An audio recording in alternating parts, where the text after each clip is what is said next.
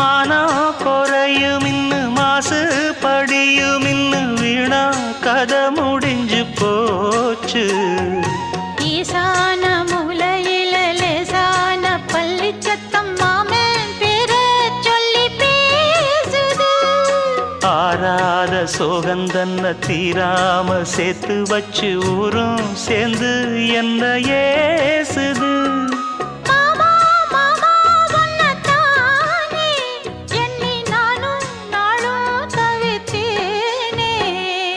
கூண்டுக்குள்ள என்ன வச்சு கூடி நின்ன ஊற விட்டு கூண்டுக்குள்ள போனதென்ன கோலக்கிளியே.